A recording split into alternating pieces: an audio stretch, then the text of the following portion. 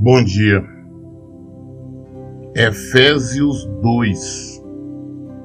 Livro de Efésios, capítulo 2. Essa é uma carta de Paulo ao povo de Éfeso, a igreja de Éfeso. Capítulo 2. Ele vos concedeu a vida, estando vós mortos nas vossas transgressões e pecados, nos quais andastes no passado, conforme o curso deste sistema mundial, de acordo com o príncipe do poder do ar, o espírito que agora está atuando nos que vivem na desobediência. A maioria de nós que não nascemos em berço evangélico, ou mesmo os que nasceram, nós cometíamos uma série de erros, de pecados, de ofensas contra o Senhor, só que nós não tínhamos conhecimento da gravidade destes erros. Nós achávamos que era normal. Porque para o mundo é normal. Antes, por exemplo, se nós bebíamos, drogávamos, cometíamos adultério, fornicação, mentira, desonestidades, brigas, o que acontecia era normal. Não estávamos fazendo nada errado, segundo a maioria das religiões. Você tomar bebida alcoólica para o mundo não é pecado, não é errado, não é crime. Se você é maior de 18 anos, você pode beber à vontade, se embriagar, que não é errado, você não vai ser punido por isso. Se você quer fumar cigarro, você pode ir no bar, comprar quantos pacotes você quiser e fumar não é crime. O mundo não importa, apesar de você estar ali destruindo o seu corpo, o seu pulmão, o templo do Espírito Santo, para o mundo é normal. Para o mundo é normal uma mulher casada arrumar um amante, ou um homem casado arrumar um amante. A única preocupação que eles têm é do marido ou da esposa não descobrir, para não ter briga. O nosso Código Penal, o nosso primeiro código é de 47, no 47 trazia a punição para o adultério. Hoje não existe mais, as nossas leis não punem mais o adultério. Então é normal. Assim também como a fornicação. As pessoas sem serem casadas ou manter relações sexuais é a coisa mais normal, inclusive incentivada até pelos pais, né? E mentira. Ninguém é punido por uma mentirinha diante dos homens, a lei dos homens. Contou mentira aqui, outra ali, vai. Para o mundo tudo isso é normal. Para o mundo é normal alguém lhe fizer causar algum dano, algum prejuízo, você ficar com ódio, com raiva, com mágoa. Para o mundo isso é normal. E quem está no mundo pratica tudo isto e muito mais, entende que não está errando, porque o mundo, as leis mundanas, não condena. Mas diante de Deus, estas pessoas estão cometendo pecados sérios, gravíssimos, estão mortos espiritualmente. Então nós andávamos nesses erros, muitos de nós por ignorância. Mas agora que nós vemos, Senhor, nós conhecemos o Senhor, não podemos mais andar da maneira que andávamos antes. Porque esta maneira que estava andando, nós estávamos servindo o diabo. É exatamente isso. Por quê? Quando nós não estamos submetendo ao Senhor, fazendo a vontade do Senhor, estamos fazendo a vontade de um outro. E esse outro é o diabo. Não existe muro, não existe meio termo. Ou você está de um lado ou do outro. Se você não está com Jesus, está contra ele. Foi ele mesmo que disse. Ele disse: quem comigo não ajunta, espalha. Então, se antes nós andávamos assim, agora nós fomos salvos, nós fomos perdoados, nós estávamos mortos dos pecados. O Senhor nos deu vida. Ele nos deu oportunidade de termos vida, de vivermos nele.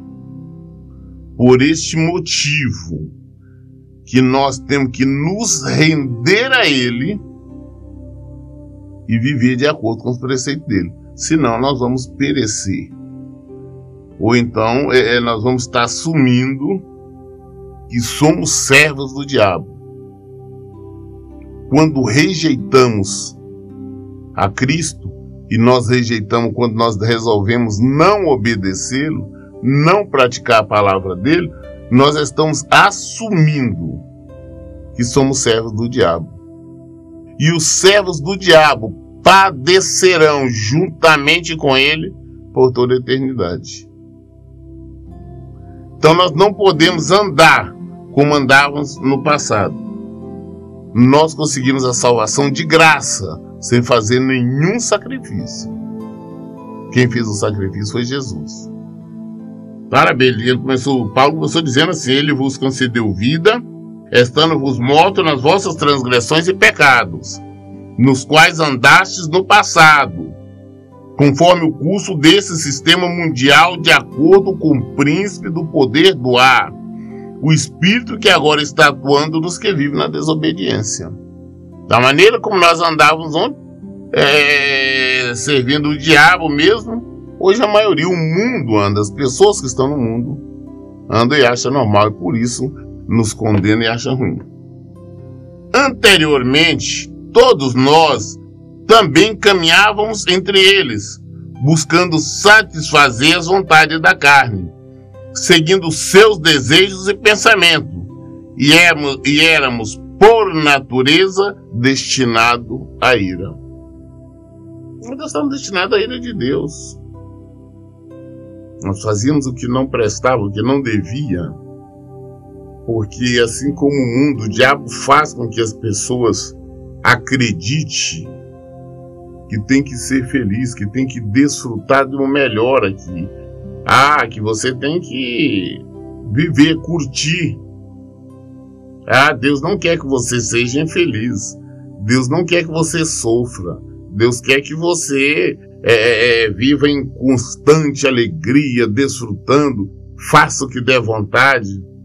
Eu vejo muitas pessoas darem conselho assim: não, rapaz, seu coração está pedindo para fazer, vai e faz. Você tem que olhar a palavra de Deus. A palavra de Deus nos fala que enganoso é o nosso coração. Se nós formos ser guiados, seguidos pelo nosso coração, nós vamos cair. Nós vamos sofrer. O sofrimento é eterno. Não estou falando de sofrimento passageiro. O sofrimento é eterno. No mundo, o diabo engana as pessoas, tentando fazê-los crer que o que elas podem desfrutar da vida de tudo é o que elas viverem aqui. E não é essa a verdade. A bem da verdade, aqui é um território que nós temos que passar por ele. Nós temos que peregrinar por ele, em direção ao nosso reino, em direção ao reino de Deus. O príncipe deste mundo é o diabo, é o Satanás. Esta que é a realidade. E ele o tempo todo está bombardeando com oferendas, com tudo. E se nós não abrirmos os olhos, nós caímos. Antes nós fazíamos a vontade dele. As pessoas acham que estão fazendo certo. Não, vou Eu vou pro bailão hoje, eu vou beber, eu vou dançar, eu vou me drogar, que eu fico leve, fico assim, fico assado. Mentira, não tem nada a ver. Ah, não, tem que fazer sexo mesmo, sou solteira, ela é solteira.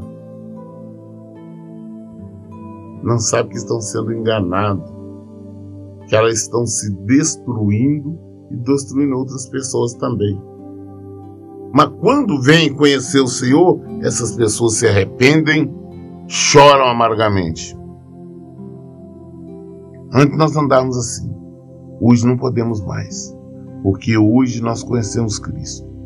Hoje nós não somos mais destinados à ira, nós não somos mais destinados ao sofrimento, à morte eterna.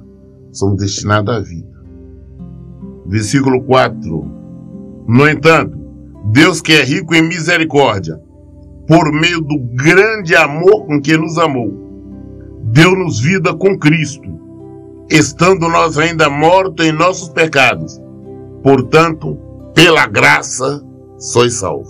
Deus Pai, o nosso Criador, Ele nos amou de tal maneira, sabia que nós estávamos perdidos, que não tínhamos solução. Ele só tinha uma maneira de nos resgatar. Seria através do seu Filho.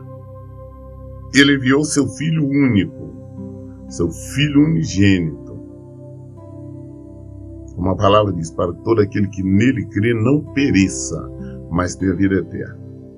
Ele enviou o seu Filho para ocupar o nosso lugar, para sofrer, para ser humilhado, cuspido, espancado, chicoteado em nosso lugar. Ele enviou o seu Filho para ser crucificado em nosso lugar. Ele enviou o seu Filho para morrer em nosso lugar, porque pela morte dele nós temos vida. Isso então, o grande amor de Deus. Isso não quer dizer que Deus estava odiando o seu Filho, ao contrário, amando. É uma missão que Deus deu para ele, e depois disto, ele ocupou o mais alto lugar, o mais alto posto. Não existe ninguém que seja possível ultrapassar a Cristo. E a palavra do Senhor deixa bem claro que todos os joelhos no céu e na terra se dobram diante dele. O galardão de Jesus. Poder, porque todo poder hoje pertence ao Senhor. Todo poder pertence a Cristo. Ele morreu no nosso lugar. Nós não tivemos que fazer nada por isso. Então foi de graça. Pela graça sois salvos. Pela graça de Deus. É uma espécie de favor. As pessoas gostam de falar favor imerecido, mas eu não sei se seria bem esta colocação, seria bem essa palavra.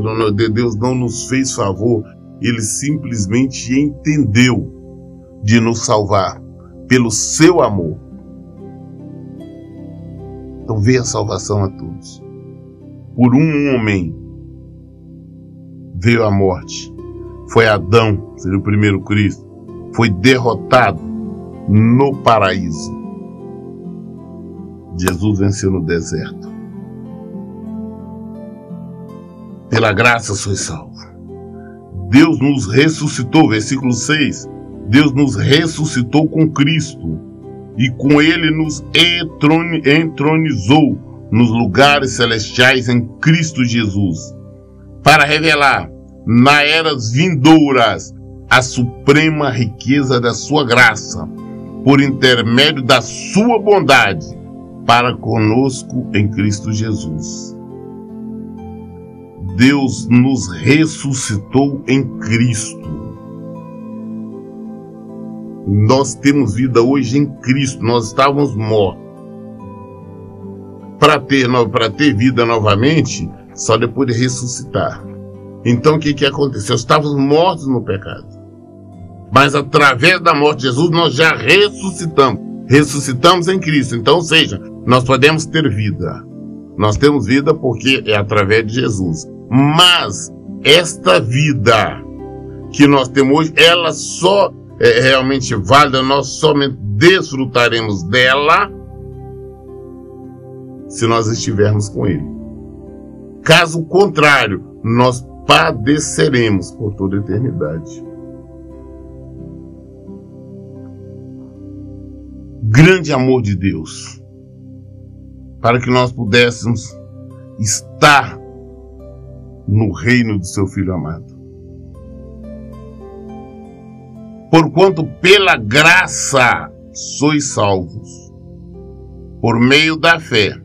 E isto não vem de vós, é dom de Deus. Nós somos salvos pela graça de Deus. As pessoas gostam muito de falar, não, porque no Antigo Testamento, na lei, a lei dizia isto. Porque Jeremias dizia isto, porque Ezequiel dizia isto. Eu digo da seguinte forma, Jesus diz isso. Eu não digo que Jesus dizia, porque Jesus está vivo, e vivo para sempre. E o que ele continua afirmando, ele diz, ele fala, ele expressa o desejo dele para com todos nós. Portanto, pela graça sois salvos por meio da fé. Nós, os cristãos, vivemos pela fé. Nós só podemos obedecer a Cristo se nós tivermos fé que Ele existe. E que Ele é galardoador daqueles que o buscam, daqueles que o aproximam. Nós só podemos servir ao Senhor se nós tivermos fé nele. Então, tudo que nós fazemos é pela fé. Fé em Deus, fé que somos salvos, ou seja, nós temos fé na salvação, nós temos fé, nós acreditamos que se nós não vivermos de acordo com os preceitos dele, nós vamos padecer por toda a eternidade. Enfim, fé. O justo viverá pela fé. Portanto, pela graça sois salvos, por meio da fé. E isto não vem de vós, é dom de Deus. Ninguém teria condições de bolar, de fazer crer algo tão maravilhoso, tão supremo. Isso é de Deus. É do Senhor. Não vem por intermédio das obras, a fim de que ninguém venha se orgulhar por esse motivo. Não, eu sou salvo porque eu dou ali cesta básica para todo mundo. Eu sou salvo porque eu banco ali um orfanato. Eu sou salvo porque eu faço isso. Ou eu sou salvo porque eu dou uma oferta boa na igreja. Eu sou salvo porque eu ia na igreja. Não. Nós somos salvos pela graça. Nós somos salvos por Jesus. A salvação vem dele. Isso não é nada que nós possamos fazer que pode nos faça com que sejamos salvos. A única coisa que ele pede para nós nos unirmos a ele. Unirmos a Jesus. Como é que nós vamos? Só em obediência à palavra dele, sem fazer nenhum sacrifício. Então, quando eu vejo pregadores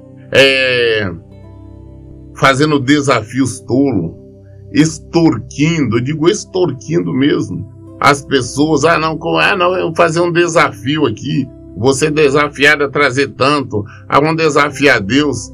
Aí você vê quão longe essas pessoas estão de Cristo. Aí nós percebemos que na verdade são os anticristos, aqueles que anticristos, os falsos profetas, que já andam pelo mundo. Porque não tem nada, absolutamente nada, que nós possamos fazer para conseguirmos a salvação, conseguir alguma coisa de Deus. Eu vejo pessoas falando, eu quero fazer alguma coisa para atrair a atenção de Deus, para chamar a atenção de Deus. Não tem nada que nós possamos fazer. A única coisa que Ele nos pede é para nós obedecermos. Só isso, não temos que acrescentar nada e nem diminuir nada. É só praticar a palavra dele. Somente isso. Não é por intermédio de obra. para que ninguém venha se orgulhar. Não, eu consegui porque eu fiz isso, eu fiz aquilo. Não. É Jesus. Tudo é Jesus. Nós somos salvos por Ele. E tudo acontece em nossas vidas por Jesus. Pois somos criação de Deus, realizada em Cristo Jesus, para vivermos em boas obras, as quais Deus preparou no passado, para que nós as praticássemos hoje. Somente isso. Versículo 11.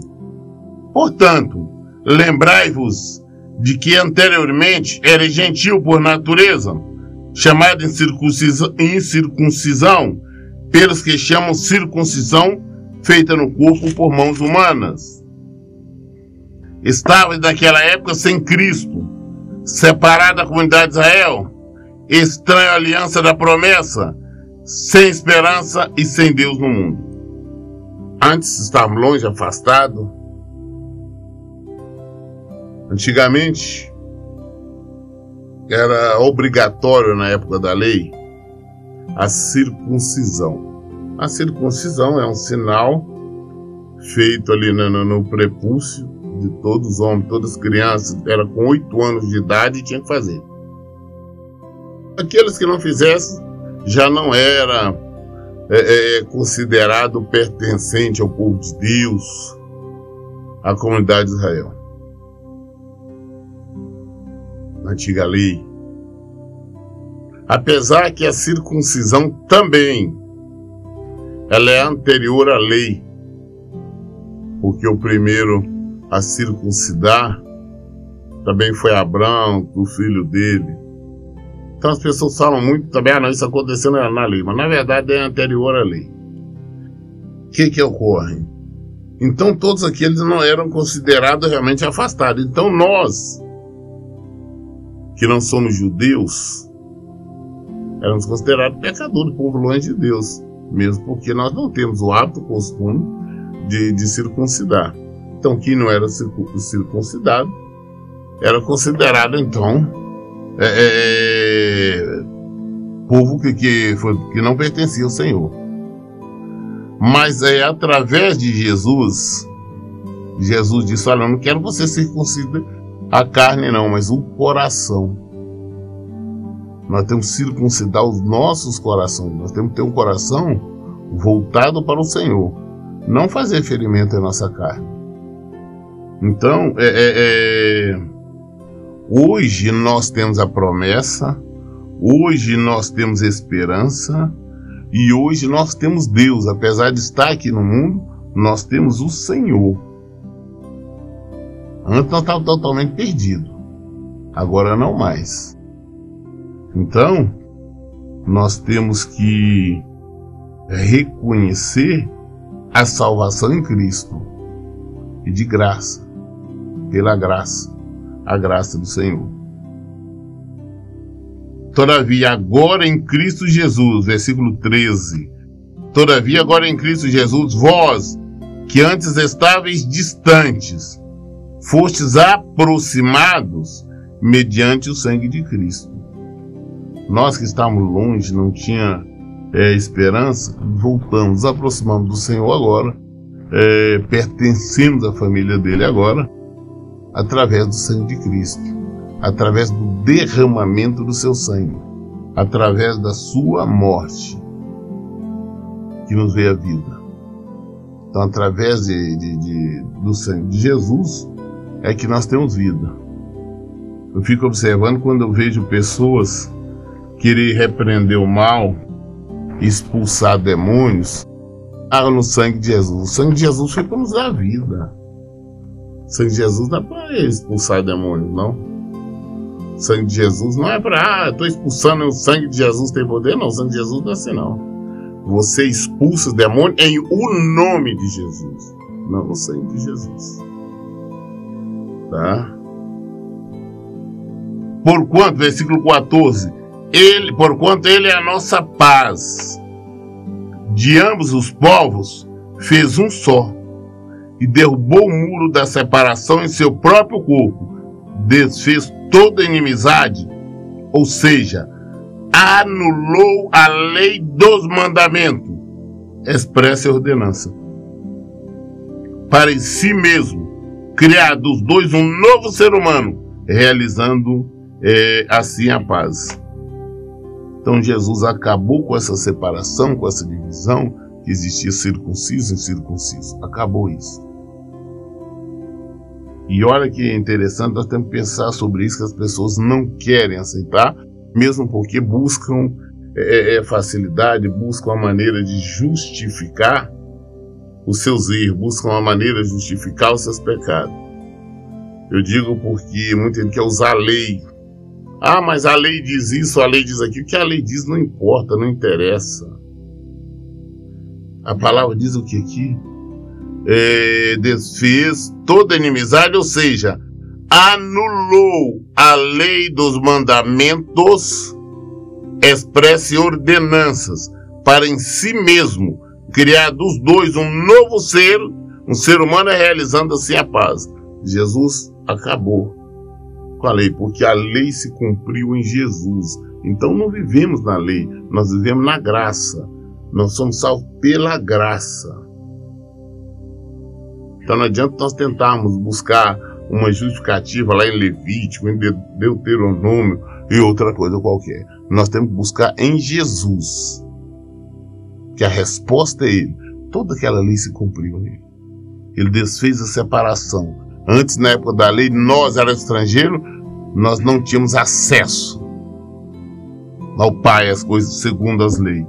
Hoje, né, ele desfez tudo isso. Então não importa se é branco, preto, azul, amarelo. Não importa se é coreano, se é japonês, se é africano, se é brasileiro, se é americano, se é europeu. Não importa.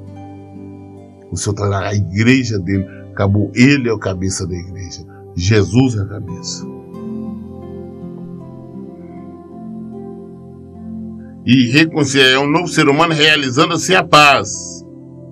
E reconciliar com Deus os dois, um só corpo, pelo ato na cruz, por intermédio do qual ele destruiu toda a irreconciliabilidade.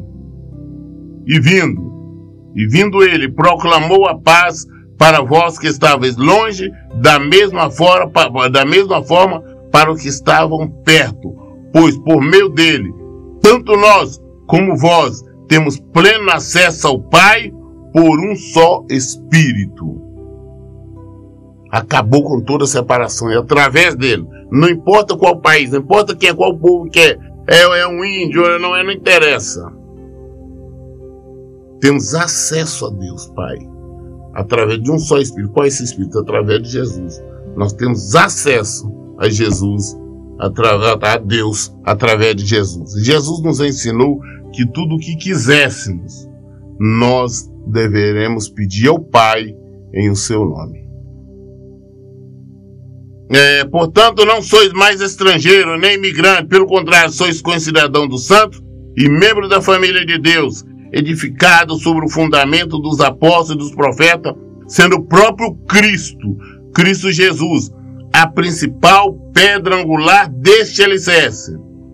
Nele, o edifício inteiro, bem ajustado, cresce para ser um templo santo no Senhor, no qual também vós juntos sois edificados para a morada de Deus no Espírito.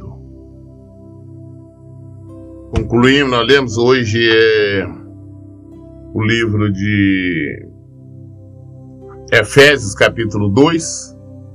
Meditamos.